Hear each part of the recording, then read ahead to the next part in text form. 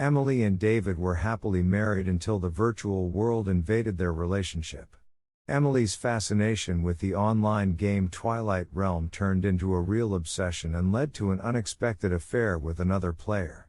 What will happen when David finds out about his wife's virtual romance? Will Emily be able to tell the difference between illusion and reality and save her marriage? Or will temptation prove too strong? Find out in our new captivating story about love, betrayal, and the dangers of virtual attachments. Warning: this video might make you reconsider your own relationships. Also subscribe to the channel and like this video. My name is Emily, I'm 35 years old. I've been married to David for 10 years now. At first, our marriage was full of love and passion, but as the years went by, we started to drift apart. David was always busy at work, trying to provide for our family, and I, being a housewife, began to feel increasingly lonely and unwanted. Everything changed when a friend recommended I try a new online game called Twilight Realm. At first, I was skeptical about the idea, but I decided to give the game a chance. And I didn't regret it. From the very first minutes, I was immersed in a fantastic world full of adventures and intrigues. I created a character, a beautiful elf warrior named Lunaria. She was everything I wanted to be in real life: strong, independent, desirable. Playing as her, I felt more confident and happier. Initially, I played a little bit, but gradually Twilight Realm began to take up more and more space in my life. I woke up with thoughts about the game and fell asleep with a tablet in my hands. Household chores took a back seat. Cooking and cleaning started to seem boring and pointless. At first, David didn't pay attention to my hobby, perceiving it as a harmless pastime. He was even happy that I found an activity I enjoyed. But soon my gaming addiction began to affect our relationship. I met my husband less and less often after work, forgetting to cook dinner. Our conversations became more and more distant and superficial. I tried to devote every free minute to the game and communicating with my virtual friends. I was especially attracted to one player, a charismatic mage named Thornton. We often completed quests together, flirted, and shared intimate thoughts. With him, I felt the closeness and understanding that I lacked so much in real life. Gradually, our communication became more personal and intimate. Thornton hinted at his desire to meet in real life, to take our relationship to a new level. And although I knew it was wrong, a part of me wanted to give in to temptation. Meanwhile, my relationship with David was becoming increasingly strained. He lashed out over little things, accusing me of irresponsibility and selfishness. I withdrew into myself, avoiding intimacy and honest conversations, preferring to communicate with Thornton. One evening, when David came home from work earlier than usual, he caught me off guard. I was sitting at the computer, completely absorbed in a conversation with Thornton, and didn't immediately notice my husband. "Who is this Thornton?" David asked, peering over my shoulder. "And why is he calling you my love?" "Emily, what's going on?" I slammed the laptop shut, feeling my heart pounding with fear and shame. I had nothing to say to my husband.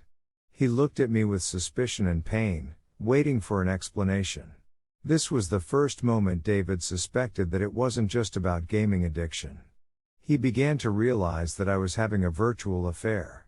And now our marriage was in jeopardy. David was becoming increasingly irritated with my gaming. He complained that I was neglecting my household duties and our relationship. "Emily, you're at the computer again from the morning," he said, annoyed. "Did you forget that my mother is coming today? We need to prepare the house for her visit." "Sorry, honey, I didn't notice how time flew by," I replied, reluctantly tearing myself away from the game. "I'll finish the quest now and do the cleaning."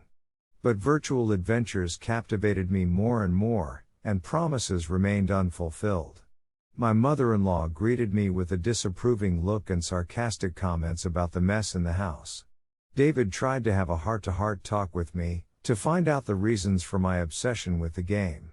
"Sweetie, I'm worried about you," he said, gently hugging my shoulders.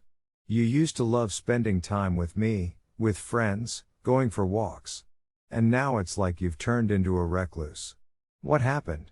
I brushed it off with jokes and changed the subject, not wanting to admit the real reasons for my behavior. I was ashamed to tell my husband about my addiction, let alone my virtual affair. I just find the game fun and interesting, I said. It helps me escape from the routine. But I'll try to devote more time to our relationship. However, the desire to immerse myself in Twilight Realm and chat with Thornton was too great. I continued to play on the sly while David was at work, staying up late and communicating with my virtual lover. Our relationship with my husband was becoming increasingly tense. David lashed out over little things, accusing me of irresponsibility and selfishness. I withdrew into myself, avoided intimacy and honest conversations, preferring to communicate with Thornton. One evening, when David came home from work earlier than usual, he caught me off guard. I was sitting at the computer, completely absorbed in messaging Thornton, and didn't immediately notice my husband. "What's this Thornton guy?" David asked, glancing over my shoulder. "And why is he calling you beloved? Emily, what's going on?" I slammed the laptop shut, feeling my heart pounding with fear and shame. I had nothing to say to my husband. He looked at me with suspicion and pain, waiting for an explanation. After the incident with the messages, David became more suspicious and vigilant. He started monitoring my behavior, checking my browser history, looking over my shoulder when I was playing. I tried to be more careful, deleting my correspondence with Thornton and only playing when my husband wasn't home. But the guilt and fear of being caught constantly haunted me. One day, while I was out shopping, David secretly logged into Twilight Realm using my account. He wanted to understand what exactly was drawing me so deeply into this game. Exploring the game world through my character's eyes, David stumbled upon my saved conversations with Thornton. Their content left no doubt about the nature of our relationship. "Lunaria, I can't wait for our private meeting. I want to touch you for real, to taste your lips. Let's arrange a date in real life this weekend?" Thornton wrote. "Thornton, I long for that too. But I'm afraid my husband will suspect something. He's already unhappy with how much time I spend in the game," I replied. David read our correspondence with pain and anger, unable to believe his eyes. He felt betrayed and humiliated. How could I get carried away with some stranger from the internet while he was faithfully waiting for me at home? He took screenshots of the most explicit moments of our correspondence and saved them on his phone as evidence of my infidelity. When I returned home, I found David gloomy and depressed. He was sitting on the couch, clutching his phone, and looking at me reproachfully. "So, how was your date in the game?" he asked coldly. "I hope this Thornton is worth breaking up our family for." I froze in place, feeling the blood drain from my face. My worst nightmare had come true, my husband had learned the truth. "David, I can explain everything," I began, but he cut me off. "Don't bother, Emily. I've seen your correspondence. You've betrayed me and our marriage for some fling on the internet. How could you do this to me, to us?" Tears glistened in David's eyes. For the first time in a long while, I saw my strong and confident husband so vulnerable, almost broken. And it was my fault.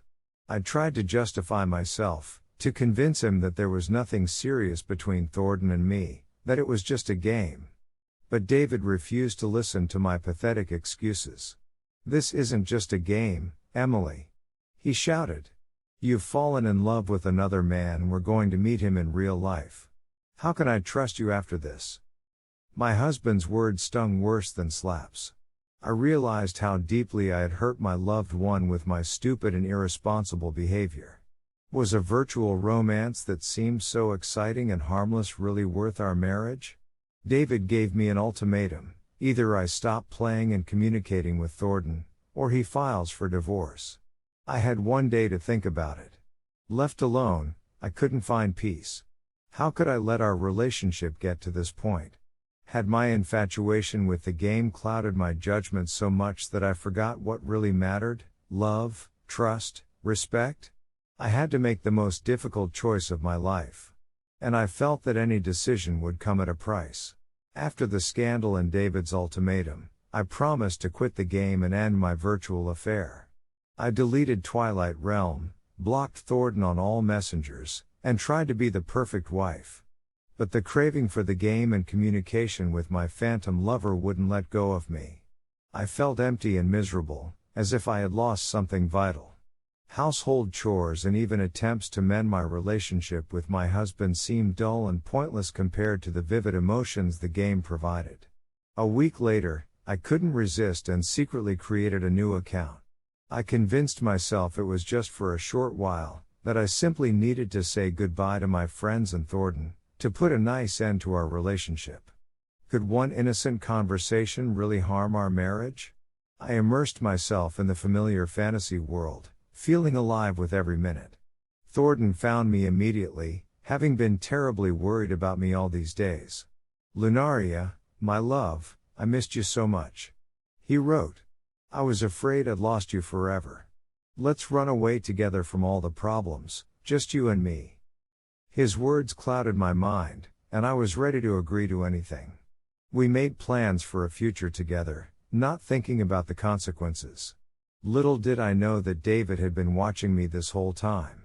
At first, he believed my vows and promises, but soon he noticed that I was spending a lot of time at the computer again, hiding the screen when he entered the room. He realized that I was playing again and most likely communicating with Thornton. But how could he prove it?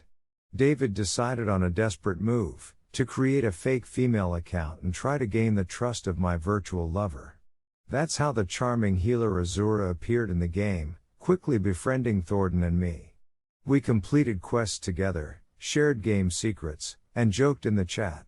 After a couple of days, Azura started hinting at a closer relationship with Thornton. To my surprise and disappointment, he immediately responded to her flirtations, began flirting, and made plans for a future together.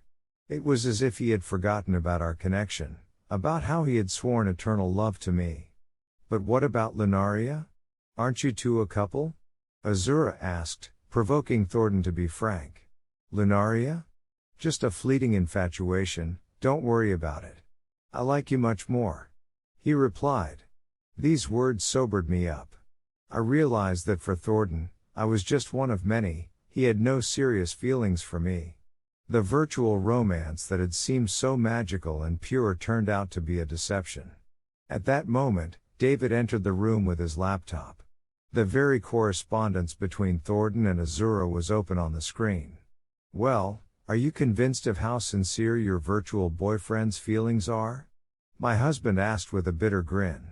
I stared at him, my mouth agape in amazement. Azura was David? He had orchestrated all this to teach me a lesson? "David, why did you do this? You've broken my heart," I exclaimed with tears in my eyes. "I broke it? Didn't you break mine when you chose some random guy from the internet over your husband? I wanted to show you that your virtual prince is just as much of a liar as everyone else. True love and loyalty exist only in real life, with a real person." David's words penetrated my very heart. He was right. I had made a terrible mistake by believing in an illusion and sacrificing the most precious thing I had, my husband's love and trust. I burst into tears, begging David to forgive me. I swore it was a temporary lapse in judgment, that I loved only him and would do anything to atone for my guilt. David silently embraced me, and I understood that he was giving me another chance. A chance to fix everything and start with a clean slate. That same evening, I deleted the game from all devices, blocked Thornton, and said goodbye to my virtual life forever. I realized that real happiness awaited me not in imaginary worlds, but next to my beloved husband. But would I be able to regain David's trust? Would he forgive me completely? Only time and my actions would tell. I was ready to fight for our marriage for as long as it took.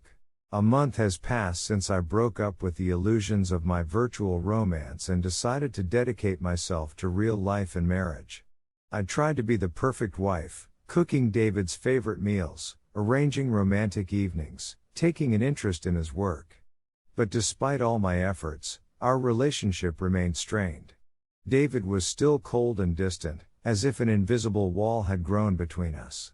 He often stayed late at work, and when he came home, he immediately secluded himself in his office. I felt that my husband still hadn't fully forgiven me. Every time I tried to have a heart-to-heart talk with him, he brushed me off with general phrases and avoided the conversation. One evening, when David once again didn't come for dinner, I couldn't stand it anymore and went to his office. What I saw there shocked me. David was sitting at the computer, completely absorbed in the game. On the screen, I recognized the familiar fantasy landscape and the character's name in the corner, Azura. "David, what are you doing?" I asked in a trembling voice. "Why are you playing Twilight Realm?" My husband turned around, and I saw a mixture of embarrassment and defiance in his eyes. "What's wrong with that? I have a right to my own hobbies. Or is that a right only you have?" He replied with a bitter grin. "But why do you need this game? You said yourself that the virtual world is an illusion, a deception." I exclaimed, feeling tears welling up in my throat. "You know, Emily, while I was playing as Azura, I realized that this virtual world has its perks. Here I can be anyone I want, do whatever I want, not think about problems and obligations. This game helps me escape from the reality where my wife preferred some fairy tale prince to me." David uttered the last words with such pain and resentment that my heart sank. I realized that with my gaming addiction and virtual affair, I had deeply hurt my husband, destroyed his faith in me and our love. "David, I beg you, don't do this. Don't repeat my mistakes," I pleaded, kneeling before him. "I know how easy it is to get lost in this world, to forget what really matters. But the game won't bring you true happiness, believe me." "And what will, Emily? You? Our marriage that you so easily betrayed?" David asked bitterly. "Yes, I'm terribly guilty before you. But I love you and want to fix everything. Let's try to start over, together we'll overcome this crisis. We're stronger than any mistakes and grievances if we fight for each other." I hugged David, putting all my love and remorse into this gesture. He froze for a moment, but then swept me into his arms and burst into tears. "I'm so tired, Emily. Tired of doubting, being jealous, being angry. I want to trust you again, I want everything to be as it was before," he said through tears. "Everything will be all right, my love. We'll manage, I promise," I whispered, kissing the top of his head. That night, for the first time in a long while, we made love, slowly, tenderly, as if getting to know each other anew. And in the morning, David deleted the game and his account, saying that now his only reality was me. I knew that we had a long way to go to fully reconcile and restore trust. But I believed that our love would overcome everything. The virtual romance taught me to distinguish illusions from real feelings. And now I knew for certain, my place was next to David, in our real, albeit imperfect, life. It's been a year since the virtual affair almost destroyed my marriage. Those were difficult months, filled with pain, doubts, and hard work on our relationship. But David and I made it through. We started going to family therapy, learning to trust each other again and talk openly about our feelings. Gradually, the wall between us crumbled, and we became a real team again. David left his old job and started his own business, which he had long dreamed of. Now he was home more often and less tired. And I found a hobby, I started painting and even selling my pictures online. We began spending more time together, going out of town for weekends, having family dinners, working on joint projects. And the more we rediscovered each other, the stronger our love grew. Of course, we still had arguments and misunderstandings, but now we knew how to talk about problems and find compromises. We no longer escaped from reality into virtual worlds but learned to appreciate what we had. On our wedding anniversary, David surprised me with a romantic dinner at the same restaurant where he had proposed to me. When he got down on one knee and held out a ring, I couldn't hold back my tears. "Emily, this past year has been a real test for our marriage. But it only proved that our love is stronger than any mistakes and temptations. You are my only reality, And I want to be with you in sorrow and in joy, in sickness and in health. Will you marry me again? Of course, I said yes. And when David put the ring on my finger, new, but with the same engraving as many years ago, I realized that our marriage had found a second wind. It was as if we got married again, but now our vows were much more conscious and meaningful.